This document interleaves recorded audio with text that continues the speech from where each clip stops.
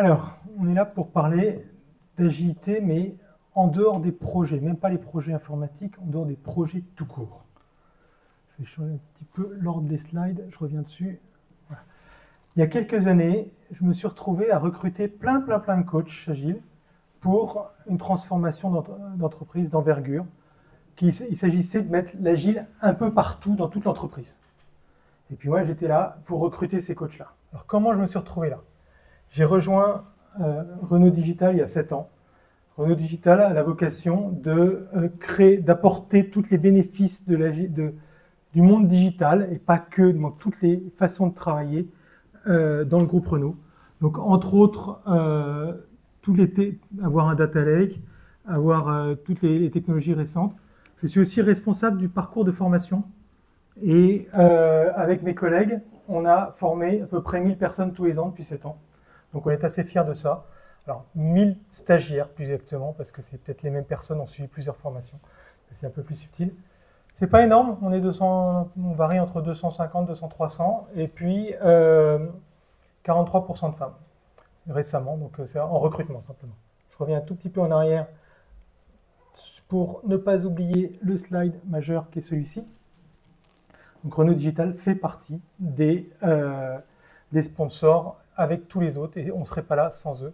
Donc merci à tous ceux-là. Qu'est-ce qu'on va voir aujourd'hui? On va voir ce que c'est, est-ce qu'on peut être agile, d'où ça vient, agile dans les métiers, et pas que en informatique, ailleurs. On va voir pourquoi, d'abord, est-ce que ce sont d'où ça vient, cette demande d'être agile. On va voir ce qu'on peut faire, hein, qui ça concerne, qu'est-ce qui est faisable, quelles sont les pratiques qu'on peut avoir pour concrètement être agile en dehors de projets. Et puis, on va voir quelques retours d'expérience, quelque chose, et puis des aspects pour y aller. Alors, avant de continuer, je vais vous poser quelques questions. Je me suis un petit peu présenté succinctement, mais je me suis présenté. Et je vais vous poser quelques questions pour savoir qui vous êtes, vous. Alors, qu'est-ce qui a moins de 2 ans dans l'agile, qui découvre encore un petit peu, qui est un petit peu novice là-dedans? Ok, personne. Top. Impressionnant. Alors, on va dire intermédiaire. Moins de 5 ans, 5-6 ans. Ouais. Ok. Donc le reste, plutôt bien senior, pratique depuis assez longtemps. Est-ce que parmi vous, il y a des gens qui n'interagissent pas du tout avec des projets informatiques? Ouais. Donc qui ont connu l'agile en dehors, ou qui viennent pour ça, par curiosité, pour voir un peu ce qu'il y en est. Ok. Est-ce que, et plus en détail, il y a peut-être les intermédiaires, qui ne sont pas du monde informatique, mais qui interagissent avec des projets informatiques et qui découvrent l'agile par l'informatique? Ok, super, merci. Je vais essayer d'adapter un petit peu mon discours à tout ça. Donc maintenant, je vais revenir où j'en étais. Alors pourquoi être agile dans les métiers? Le joke, c'est parce que les coachs agiles, une fois qu'ils ont bien travaillé côté informatique, ils se cherchent des nouvelles des opportunités, et peut-être qu'on peut aller un peu ailleurs, mettre de l'agile ailleurs. En tout cas, on le voit de pas mal de grands dirigeants qui nous disent bah, ouais, soyez agile. Alors, ils n'ont peut-être pas compris la différence entre soyez agile et soyons agiles, peut-être un peu différent, mais voilà. Donc typiquement, on voit EDF de s'adapter pour être agile et économe. Air Liquide, lorsque proximité rime avec industrie, innovation et agilité. Une gazette RH, les profils de CEO à la recherche de dirigeants plus agiles. Si on prend un autre, ce que je préfère envisager, c'est quand notre groupe, parce qu'il est agile et créatif, etc., sera partie des évolutions. Alors, chez Renault, là par contre, c'est un florilège, c'est tout le temps. Dans la vidéo qui est là, dont j'ai pris un extrait, il parle de l'agilité, Lucas Demeo, donc le DG de Renault, parle d'agilité stratégique, et il revient dessus, il dit, je souligne ce mot sur l'agilité stratégique. Il dit, il faut absolument que l'écosystème avance tous ensemble. C'est de cela dont je parle quand je demande de la souplesse et de l'agilité. Et alors la vidéo qui est là, il fait presque plus peur. You know, in this kind of times, only the company that can show agility to master volatility over time. Only the company that are very much turned to innovation will survive. Okay? And then voilà. Alors, ça se décline après partout. Une fois que c'est là, à ce niveau-là, Quand il s'agit de faire la publicité pour la dernière Alpine, la version R5, la version Alpine de la nouvelle R5, on parle de performance, d'agilité et de légèreté. On retrouve partout. On retrouve ça ailleurs. France Télévisions, plus fin, plus précis, plus agile. Une promotion à l'Université de Montréal, un bagage inédit, agile et déterminé, etc. Il y a même une entreprise qui s'appelle Agile Télécom. Bon, on va assez loin. Ici, les cahiers de la mode. Produire agile pour mieux se transformer. Parvenir à un modèle économique agile, etc. On le retrouve partout. Pourquoi? Qu'est-ce qui est faisable? Alors, ça aussi, c'est pour la blague. Quand on faisait les recherches sur l'agilité, on voyait ça. Avant, on voyait ça. Donc, c'est un petit peu différent. Donc, qu'est-ce qu'on attend? Qu'est-ce qui est vraiment faisable? Pourquoi est-ce que ces entreprises doivent être agiles et en dehors des projets? Alors, quand je dis en dehors des projets, c'est que chez Renault, bon, bien sûr, l'agilité est venue côté informatique, mais on commence à démontrer qu'on arrive à faire des projets tout court. Par exemple, les projets véhicules, on arrive à les mener en agile. Alors, ça démarre, hein, la culture agile, il faut un certain temps pour y arriver, tout n'est pas parfait encore, mais il y a quand même des efforts assez significatifs là-dessus, et ça marche. Et moi, ce qui m'intéresse, c'est en dehors de ça, en dehors d'un monde projet. Donc déjà, alors l'idéal, les slides orange là, ce sera tous les retours d'expérience. L'idéal, c'est un exemple tiré dans Reinventing Organization de Frédéric Laloux.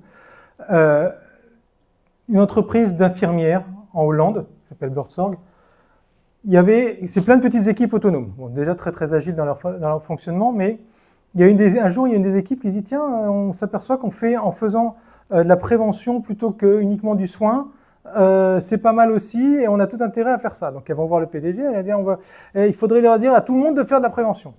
Et le patron, qu'est-ce qu'il dit? Non. Non, c'est pas comme ça qu'on va faire. Vous allez écrire un article dans la gazette interne de l'entreprise, et vous avez intérêt à être suffisamment convaincant pour entraîner les autres. Le résultat, c'est 70% des équipes qui y sont passées. C'est ce que raconte Frédéric Laloux.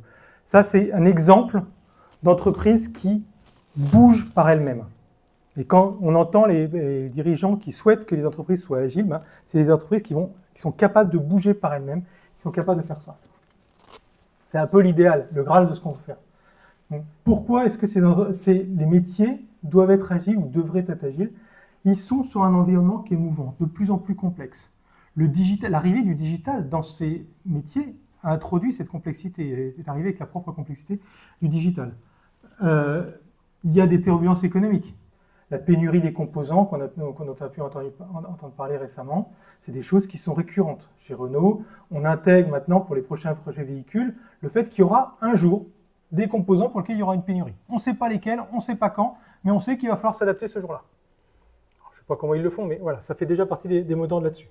Donc, s'adapter pour d'autres, et un peu comme dans la conférence précédente, la peur de se faire disrupter, on a vu quand même les différentes générations qu'il y a pu y avoir, ça passe par une rapidité des décisions, d'innovation, et bien sûr l'amélioration, etc. Alors, ce qui est bien, c'est que l'être humain est complexe, et donc lui, il sait très bien maîtriser cette complexité. Ça date des années 80, le monde VUCA. On est dans un monde qui est volatile, incertain, complexe, ambigu, et la seule réponse qu'on puisse trouver à ça, c'est de donner de la vision, de la compréhension, de la clarté et de l'agilité. Une autre raison, c'est que c'est une évidence pour les jeunes générations. Il y a quelques années, je donnais une formation à l'audit chez Renault. L'audit, c'était, de mémoire, 3-4 managers, la cinquantaine à peu près, ou plus, je ne sais plus, et puis une bande d'auditeurs, moins de 30 ans en général. Tout mon discours agile était... Les managers le comprenaient parfaitement, besoin de s'adapter, etc. Les plus jeunes, ils ne comprenaient même pas.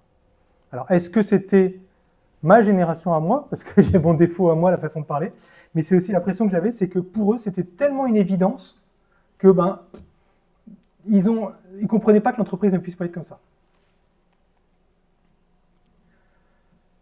Donc, l'agile, ce qu'on sait de l'agile, c'est que c'est la meilleure façon pour gérer des projets complexes. Sauf que là, on parle de choses qui ne sont pas des projets, ou est-ce qu'il y a toujours de la complexité dans ces métiers-là? Exemple d'expériences qui ont eu lieu chez Renault, le marketing. On a pu y avoir des lancements de produits pour de la communication, des spots de pub par exemple. Un rythme de 15 jours pour faire tout ça. Ok, là, on est dans un mode projet, finalement. le lancement d'un spot de pub, c'est un mode projet, etc. On peut très bien monter ça en Scrum ou autre. Ils ont vu des rythmes de 15 jours. Ils ont introduit pas mal de choses, les réunions quotidiennes, le management visuel, les rétrospectives, ça a marché. Bon, après, la difficulté, c'est que ça reste pérenne, ce qui n'était pas le cas, parce que dès qu'il y a eu des changements, peu de Scrum Master, des PO qui n'étaient pas forcément les bons, ou des directeurs qui voulaient absolument être Product Owner, etc., parce que c'est ceux qui décident, c'est ça qui était difficile. Et donc, s'il n'y a pas de plan de gestion du changement et de pérennité, c'est plus compliqué. Une définition. Le Business Agility Institute donc, travaille là-dessus, justement. Travaille sur c'est quoi l'agilité en dehors pour les métiers.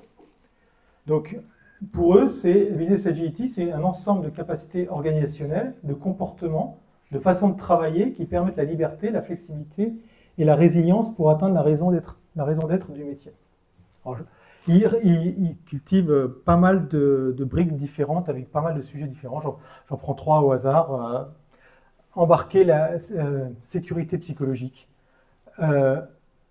travailler sur le client et en faire un champion, et puis avoir des modèles de financement qui soient dynamiques. Et en particulier, ils ont découvert que les organisations qui étaient les mieux notées, qui réussissaient le mieux, c'est ceux qui disposent de programmes de Business Agility qui sont directement pilotés par le conseil d'administration, qui transforment plusieurs unités à la fois, tellement ils ont acquis cette façon de faire, et toujours en fonction du flux de valeur client, et qui obtiennent des scores très performants sur 3 domaines, l'amélioration continue, le flux de valeur et les modèles de financement. Et dans les 2 ans qui suivent les débuts de la transformation, ils voient des progrès assez significatifs. Mais, pour rappel, l'agilité, ce n'est pas une destination. On ne fait pas agile pour être agile, c'est juste un voyage, et on ne sait pas très bien comment ça va se passer. Donc, qu'est-ce qu'on peut faire? Alors là, on va faire pas mal de rappels sur des choses que vous connaissez, sur ce qu'est agile. Mais voilà, ça, c'est des choses qu'on peut mettre en place dans une organisation métier. Déjà, le manifeste. On ne va pas relire le manifeste, mais ce manifeste, est-ce qu'il est applicable pour eux? Comment est-ce qu'ils vont faire? On a dit, tiens, agile, quand on parle d'agile, c'est finalement la seule chose qui fasse foi. Mais quand on voit les équipes techniques, je sais plus quoi, l'excellence technique, c'est très difficile. Qu'est-ce que ça veut dire pour eux? Une des façons de faire, c'est de se réapproprier le manifeste ou de réécrire un petit peu avec tous les travers que ça peut avoir. Parce que si on remet des mots différents, il y a de l'avantage parce que ce sont les mots du métier, de ce métier-là, mais il y a aussi une tendance à déformer les choses. Première chose, on l'a vu fortement dans la conférence précédente, se centrer sur le client. C'est vraiment une chose très très fortement. Et accepter que le client ne sache pas ce qu'il veut. Ce que disait Steve Jobs, c'est le client ne sait pas ce qu'il veut tant qu'on ne lui a pas montré. Ou Henry Ford, si j'avais demandé aux clients, aux utilisateurs, ce qu'ils voulaient, c'était des chevaux plus rapides. Donc ce qu'il faut, c'est accepter que le client ne sache pas ce qu'il veut, et nous non plus. On va simplement le découvrir ensemble. Pour cela, on va utiliser toutes les techniques de design thinking, se rapprocher du client, remettre le client au centre. Certaines entreprises vont très très loin. Il y a une entreprise qui fait du support via chat, etc. Tous les employés passent minimum 20 minutes ou une demi-heure à faire du support client pour vraiment garder ce lien avec le client. Les choses, alors, voir comment on peut faire. Quand on a une très très grosse entreprise, c'est difficile, mais arrêtez de penser au client. Une des grosses difficultés qu'on peut avoir, alors c'est valable pour Renault, c'est valable pour d'autres entreprises, j'ai vu ça à plusieurs reprises, c'est quand on est aussi client.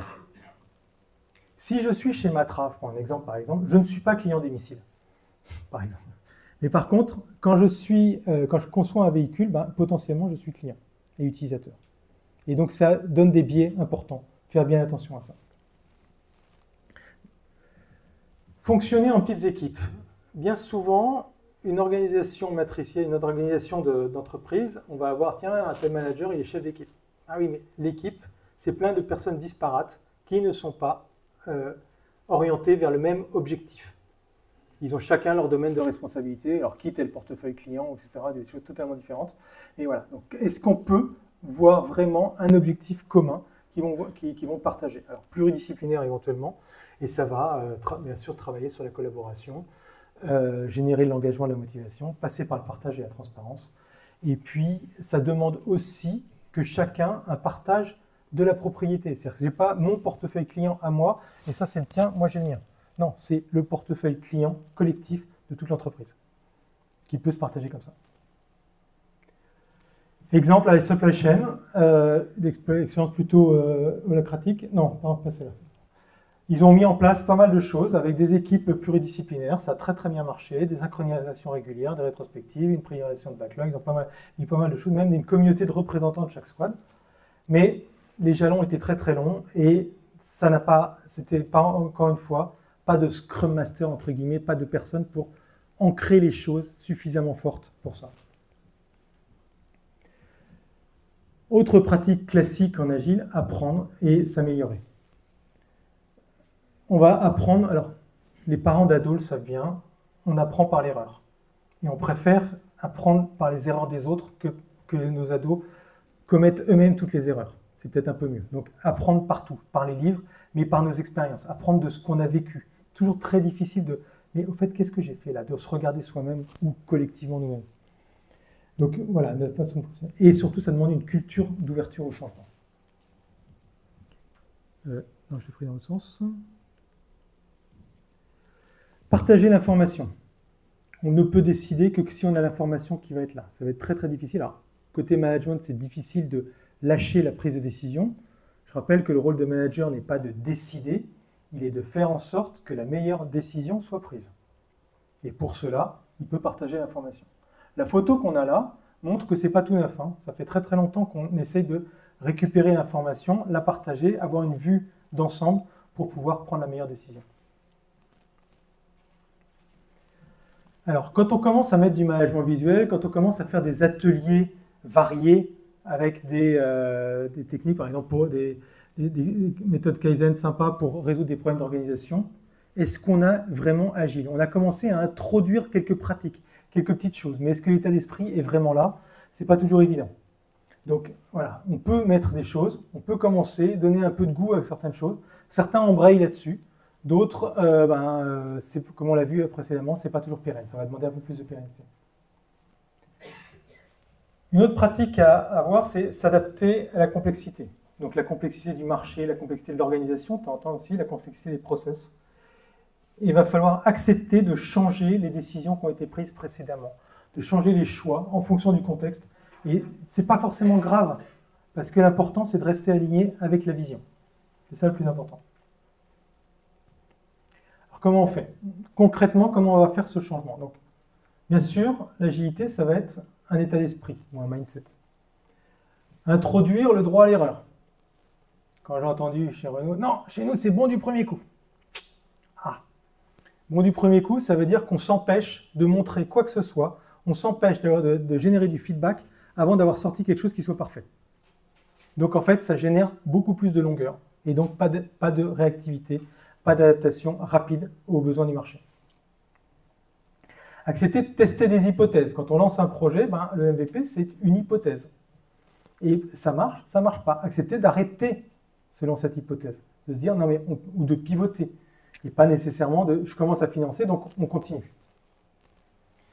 Alors nos amis canadiens parlent plutôt d'empouvoirment. Traduction d'empowerment. Principe de subsidiarité. C'est donc, on va libérer la prise de décision au plus bas niveau hiérarchique possible. Ça demande de l'expertise, ça demande de la compétence de façon à ça. Hop, qu'est-ce qui... Un slide de trop. Alors, parmi les conditions nécessaires, il y en a plein d'autres. Hein, j'ai mis 3 petits points en bas parce que vraiment, il y a plein d'autres conditions nécessaires. En voici quelques-unes. Il va falloir ancrer ce changement dans la culture interne. Donc, on va modifier la culture de l'entreprise ou de l'organisation pour tout ça. Il va falloir entretenir ces compétences reconnues. On a vu que les cas d'échec, entre guillemets, c'est parce qu'il n'y a pas de compétences, alors on va dire Scrum Master au sens large, mais de facilitation, de servant de leadership, de personnes qui soient là, qui soient vraiment au courant de ce qu'il faut faire. Il va falloir créer des collectifs centrés sur la valeur et l'agile, malheureusement, c'est pas toujours si fun que ça. Ça paraît sympa, etc. Mais l'agile, ça demande d'abord et avant tout de la discipline. Et quand on est bien, par contre, c'est une discipline que chaque équipe se crée elle-même. C'est ça qui est plus sympa. Alors, comment on fait pour y aller? Déjà, donner envie. clairement, d'avoir une vision, etc. Pourquoi être agile? La vitesse, ouais, il faut être plus vite, mais pourquoi faire cette vitesse? Est-ce que c'est vraiment nécessaire d'aller si vite que ça? Qu'est-ce que ça va apporter? Qu'est-ce que ça va permettre de faire? Donc, vraiment aligner cette vision et dire pourquoi on a envie de bouger vers l'agilité, qu'est-ce que ça doit faire? Et non pas simplement, soyez agile, et puis ne rien faire soi-même. Il va falloir trouver un bon sponsor. Un sponsor qui n'est pas un sponsor qui soit là juste attentiste, qui soit au courant de l'avancement. Non, un sponsor qui s'engage, qui l'inscrive dans ses priorités personnelles et qui réellement soit là, présent, pour valider les changements, pour faire avancer les choses. 10 ou 20% de son temps peut être consacré à ça. Comment on le trouve? De temps en temps, il va falloir passer par les grands cabinets qui, eux, savent parler à l'oreille des dirigeants et qui savent leur dire que l'agile, ça va permettre 2 fois plus de productivité en 2 fois moins de temps, et en plus, cerise sur le gâteau, avec une meilleure satisfaction des collaborateurs. C'est vrai, on pourra peut-être arriver à des résultats comme ça, mais avec des sacrées conditions que j'ai énoncées précédemment. C'est un mythe, il faut arrêter de rêver là-dessus. Le boulot, c'est toujours le même. Là où on peut travailler, c'est sur le temps de la décision, souvent. Quand on fait un process lean, on va bien voir que souvent, c'est le temps de la décision qui pénalise beaucoup la réactivité. Former les collaborateurs. Aujourd'hui, en informatique, tout le monde, partout dans le monde, on sait que l'agile existe. Tout le monde n'est peut-être pas passé à l'agile en informatique, mais tout le monde en informatique sait que l'agile existe. Certains passent tardivement, mais voilà, ils vont et doucement. Mais par contre, en dehors de l'informatique, agile, c'est quoi? Ah bon? Alors, quand je dis l'informatique, j'inclus les métiers qui font leurs projets en informatique ou qui touchent un peu l'informatique, qui ont commencé à en entendre parler. Il va falloir leur dire, tiens, ça existe. Et quand on commence à leur expliquer tout ça, quand on commence à faire des formations sur Scrum ou autre, la première chose qu'ils commencent à comprendre, c'est, en fait, vous ne savez pas travailler. La façon dont vous travaillez est très mauvaise depuis, et quand c'est des gens qui sont assez âgés, qui ont déjà 20 ou 30 ans d'expérience, c'est difficile à entendre. Hein. Ça fait 20 ans que vous travaillez mal. C'est pas très très agréable. Un truc que j'ai trouvé, c'est carrément de le dire, le poser comme ça en plein milieu de la table, hein, dire voilà, non, c'est pas ce que je veux vous dire, mais voilà. Maintenant, ce qu'il va falloir faire, c'est travailler par vous-même. C'est que c'est vous qui êtes responsable de votre façon de travailler. Parce que souvent, ils vont dire ouais, mais en fait, ouais, je sais que c'est pas la bonne façon. Eh ben oui, allez-y. Mais ça demande une autorisation hiérarchique, donc un sponsoring assez fort. On revient au départ. L'agile, c'est pas une baguette magique. La méthode agile. Combien de fois, à la fin d'une formation, j'ai dit l'agilité, j'ai dit il n'y a pas une méthode, etc. Et la personne me dit ouais, la fameuse méthode. Non, il n'y a pas une méthode. C'est d'abord un état d'esprit. C'est ça qui est plus important, plus qu'une méthode ou un framework particulier. C'est pas une baguette magique. Ce qu'on a fait chez Renault, c'est qu'on a, et j'en vois quelques-uns dans la salle, on a cultivé des relais. C'est-à-dire qu'on a commencé à prendre des gens qui étaient intéressés par ça, dans les différents métiers, et qui avaient envie de faire quelque chose, qui avaient envie de créer quelque chose chez eux, de mettre en place. Et le gros avantage de ces gens-là, c'est qu'ils parlent le même langage que les métiers. Ils connaissent les contraintes. Ils vont savoir reformuler les choses. Donc on va s'appuyer sur ces intermédiaires, à travers tout un parcours qu'on a mis en place, pour pouvoir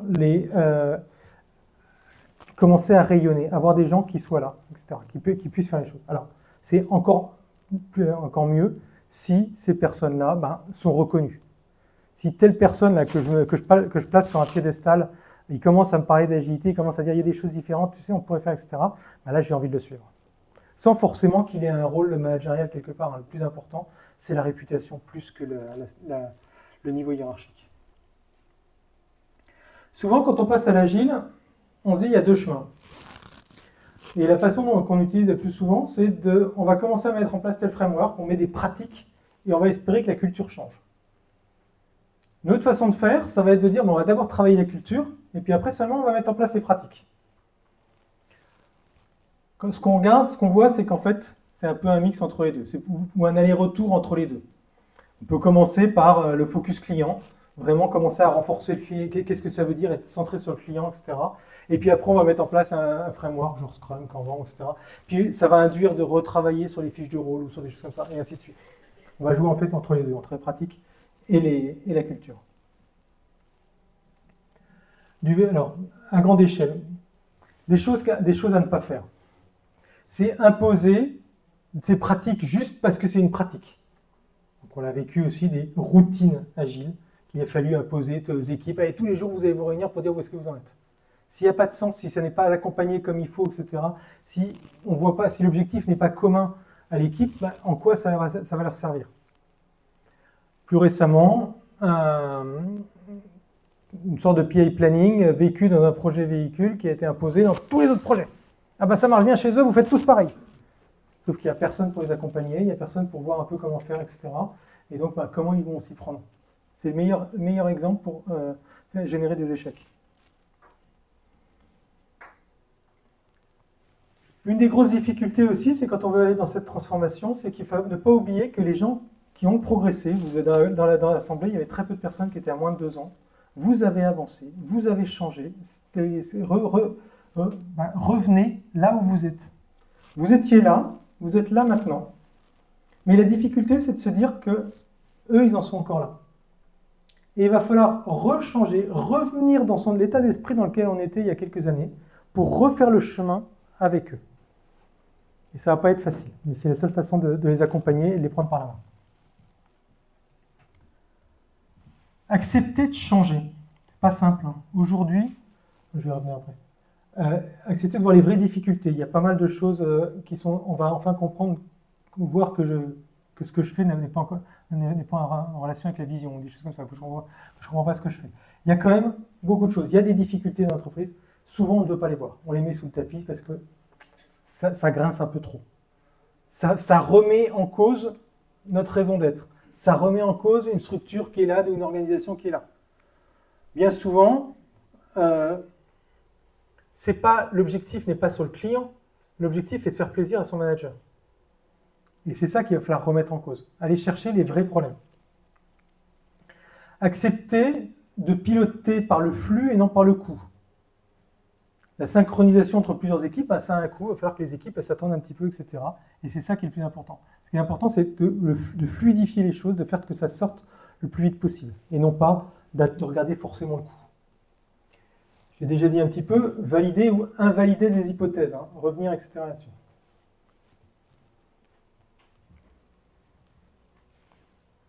Aujourd'hui, alors on a des échos avec la conférence précédente, je ne l'ai pas fait exprès. Aujourd'hui, la seule chose qui ne change pas, c'est le changement. Dans le monde dans lequel on est, tout change tout le temps. C'est pas facile. On est tout le temps en perpétuel changement. Alors les plus jeunes générations, elles ont vécu avec ça. Les générations plus anciennes étaient dans un monde plus stable avant et peuvent avoir plus de mal à changer et accepter qu'il faille changer en permanence. Et je reprends l'exemple qui a été pris tout à l'heure avec Alerte sur la banquise. À la fin du livre, qui est très très mignon, pour ceux qui ne l'ont pas lu, ça se raconte aux enfants le soir avant de se coucher, c'est très très, très très bien, mais c'est toute une histoire de changement. Et à la fin, en fait, ils sont sur une banquise, la banquise va s'écrouler, et ils doivent en trouver une autre. Mais ça faisait des générations qu'ils étaient sur cette banquise, ils étaient très très bien à cet endroit-là. Et en fait, ils disent, mais finalement, on a changé, pourquoi on n'en changerait pas? Ils prennent l'habitude de changer de banquise tous les 6 mois, etc. Et ils ont ancré cette habitude de changement chez eux. Et c'est ça qu'il va falloir faire aussi, accepter de changer et faire que le changement soit permanent et qu'on va toujours faire mieux, pouvoir faire mieux et rechercher mieux. Alors, les fameux frameworks. Quelques recommandations là-dessus. Scrum, c'est faisable côté métier, il n'y a pas de souci. Mais c'est valable plutôt quand on va avoir une vision de ce qu'on veut faire. Quand on a un peu un backlog, on sait ce qu'on peut prendre sur un intervalle de temps, etc. Quand on est beaucoup plus imprévisible, là on va privilégier le Kanban. On ne sait pas du tout ce qui va arriver. J'ai un exemple là juste après. Et personnellement, je préférerais, avant de passer à l'échelle, penser dans les safe ou autres, d'abord ancrer l'agile plus vite, plutôt que de passer trop vite dessus. J'ai accompagné un projet de résolution d'incidents. Il y avait des incidents qui arrivaient, etc. Le projet avait été commencé en Scrum. Moi, c'est pas vraiment un projet. Des équipes sur la résolution d'incidents qui étaient mises en Scrum. La grosse difficulté qu'ils avaient, c'est que ils étaient imprévisibles. Il y a un nouveau truc qui arrivait quelque part. Tous les jours, ils regardaient les incidents des clients, etc. qui arrivaient. Et quand ils commençaient à catégoriser un problème qui revenait un peu trop souvent, ça remontait en priorité. Donc on ne peut pas s'arrêter sur une planification d'activité sur 15 jours avec un rythme comme ça. Par contre, il ne faut pas sauter sur le dernier problème qui vient de tomber. Il faut vraiment appliquer les règles Kanban en terminant ce qu'on a commencé et en regardant. On peut reprioriser au sein de chaque colonne, mais dans le process, il va falloir garder et terminer ce qu'on a commencé avant de chose. Autre exemple possible. Alors un exemple que vous ne verrez pas, parce qu'en général, il est plutôt confidentiel. Vous ne le verrez pas sur un mur, mais un exemple de management visuel avec pour le suivi du recrutement. On peut très bien avoir un Kanban avec le nombre de profils, reçus, les entretiens en cours, etc., tout en limitant le WIP du Kanban. C'est tout à fait faisable de limiter ces choses-là dans ce truc-là. Voilà. Pour conclure, pour moi, je n'ai pas fait exprès, mais je fais écho à la conférence précédente. L'agile, c'est vraiment un raz-de-marée. Je reviens un peu sur les mots de Lucas Demeo tout à l'heure. Seules les entreprises qui sont passées à l'agile vont survivre. Et c'est vraiment un raz-de-marée. La faucille est là pour ça. Tous ceux qui n'ont pas vu arriver les choses, qui n'ont pas pu monter sur la planche et pouvoir prendre la vague, vont la prendre en pleine figure et ça va être très difficile. Alors pour aller plus loin, pour ceux que ça intéresse, le Business Agility Institute, il y a pas mal de publications. Certaines sont disponibles librement, d'autres nécessitent un abonnement pour aller beaucoup plus loin, etc. Mais il y a déjà pas mal de choses qu'on peut trouver chez eux. IC Agile, c'est un organisme de certification de formation. Alors contrairement à SAFe qui impose son format de certification, IC Agile, il va falloir écrire sa formation et certifier sa formation. Chez Renault, nous commençons à travailler un peu avec eux. Ils ont plein de formations, de labels de formation, puisque chacun fait sa formation derrière. Ils ont 2 chemins pour ça. Il y a un chemin qui est Agile Fundamentals, qu'on commence à déployer et à ouvrir sur l'extérieur, même s'il y a des personnes côté industrie qui sont intéressées par savoir comment on peut faire de l'Agile côté industrie. On a une session bientôt. Mais vraiment, des Agile Fundamentals qui va mener à des formations de type Scrum Master, Product Owner, etc. Et ils ont un autre chemin qui s'appelle Business Agility. Et là, on va commencer à creuser ce truc-là pour pouvoir le mettre en place aussi chez nous, voir qu'est-ce que ça veut dire. Donc, et ce chemin, Business Agility, va aller sur qu'est-ce que ça veut dire d'être manager, etc. Ou Agile côté RH ou autre, ou côté finance. Il y a pas mal de formations qui sont là-dessus, qui existent aussi.